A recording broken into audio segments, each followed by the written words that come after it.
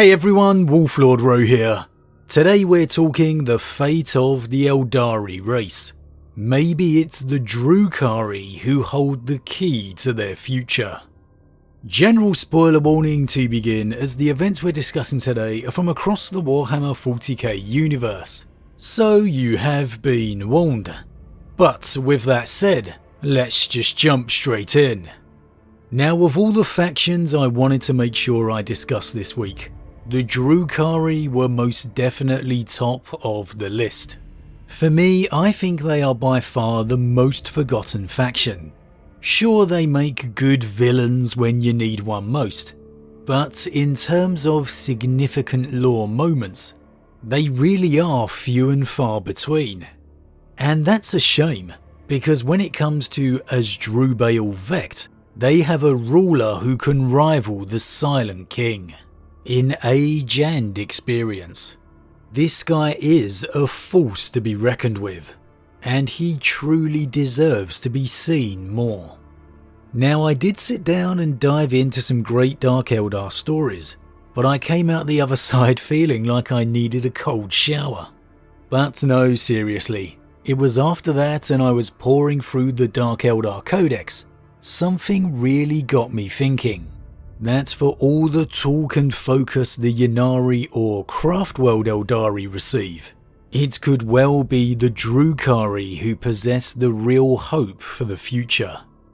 Now, one of the interesting facts we're told of the Supreme Overlord Vect is that despite ruling the Drukhari with an iron fist, he never actually began that way. He was rumoured to have begun life as nothing more than a slave, the lowest of the low within Commorragh. Whether the truth or not, only Vect himself likely knows. Anyone privy to that information likely to have long disappeared. And side note here before I go on, but we really need a series of novels chronicling Vect's rise to power. We've got our own 40k equivalent of Game of Thrones right there. That is a story that needs to be told. Anyway, I digress. The reason Vect is believed to have begun as a slave is because he is something known as half-born. And there's a very interesting passage that sums up what these half-born are. Due to the Aeldari race's long gestation period, artificially grown Drukhari are far more commonplace. This process is done by implanting a fertilized egg into one of the amniotic tubes that honeycomb the breeding walls of the homunculized layers. Using a repulsive insectile science developed many millennia ago, the embryo's growth can be accelerated within these tubes.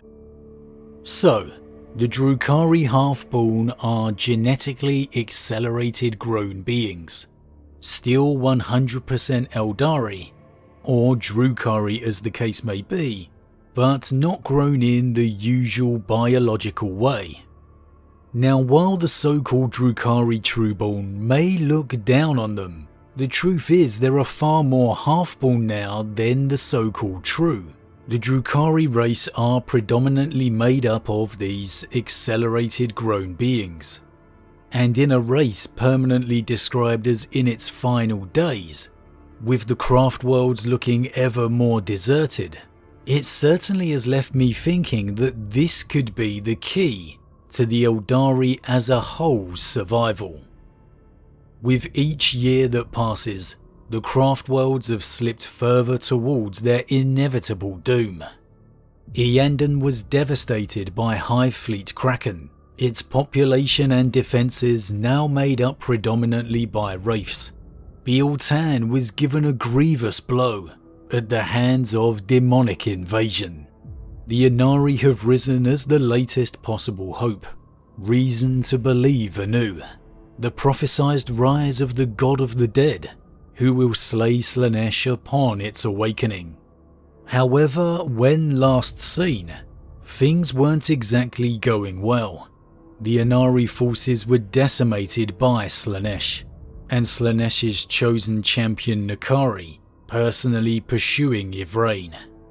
And let's not forget Vecht himself is opposed to the Herald of Ynnead, placing a hefty price on her head. So it's safe to say things have somewhat stalled for the Ynnari cause. And then there's the Drukhari. Yes, Commorragh has suffered demonic invasion and a civil war, secretly orchestrated by Vecht himself, of course. However, regardless of all of that, the fact is, despite those things, despite their lack of spotlight, the Drukhari remain by far and away the most powerful Aeldari faction, at least for my mind. Supreme Overlord Vecht alone, with his cabal of the Black Heart, possesses an inordinate amount of power. There's a single line that really just sums it all up perfectly. With millions upon millions of Drukhari in the cabal, the sheer might of the Black Heart makes it ostensibly invincible. Now, the term invincible is being used in regards to its fellow cabals, but the point is, in Vecht's cabal alone, he has millions upon millions of Drukhari at his command. And again, this is just his cabal. While they may be the strongest, there are countless others within Commorragh. You compare this to the plight of the Craftworlds, the rural life of the Exodites, the desperation of the Ynnari, well then surely it's the Drukhari who represent the best hope for the Aeldari's salvation. Now, undoubtedly a great deal of this power and numbers is down to the Drukhari practice of artificially and sped up half-born growth. Considering the depravity of what goes on in Commorragh, the death rate is probably insanely high. So the fact that they can say they have millions upon millions within its most powerful cabal certainly means this half-born process is refined to an extremely efficient degree, something that their cousins within the Craftworlds most desperately need. Now, unlike the High Elves and Dark Elves from Warhammer Fantasy, who hate each other with every fibre of their being, the Craftworld Eldar and the Dark Eldar aren't quite so extreme in their views. Yes, they generally despise each other, and have and will go to war against each other. However, they have and will work together if the occasion calls for it as well. Take for example Craftworld Eanden's war against the Orcs, with War Wreckfist.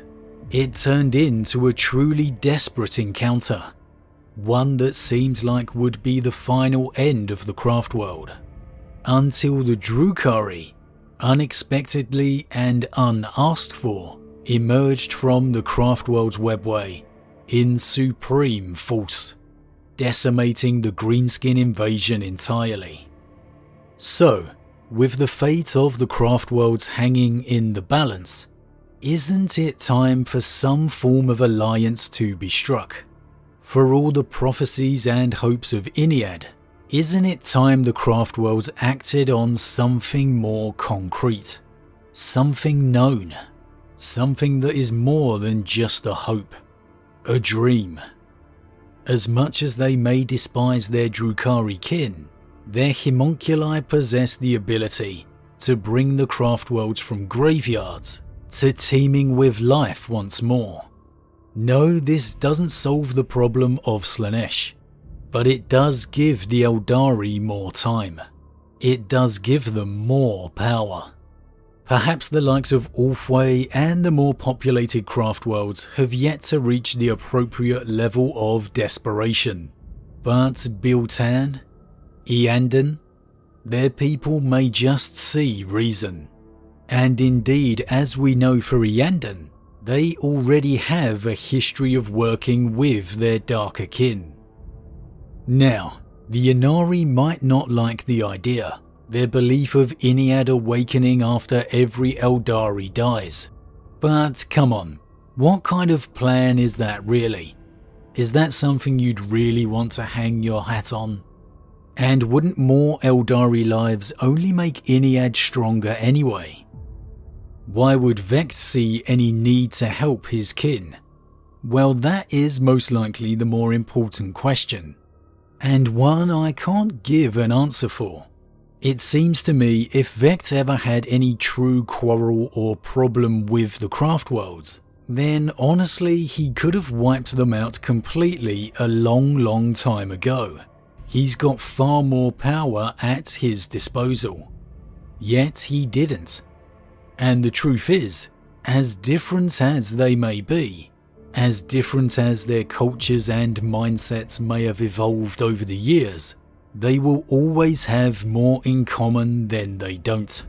They will always be Aeldari. And if the Drukhari were ever to need an ally, it's their craft world kin who would be there.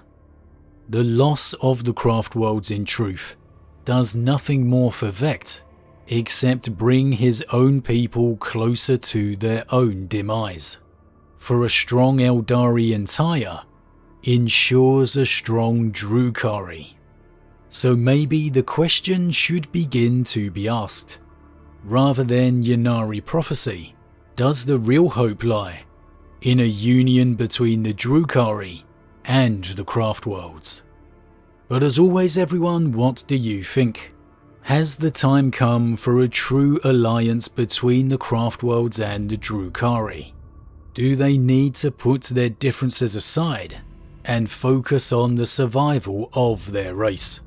Would it make sense for Vect to aid his craft world kin, or should he watch them be consigned to the pages of history?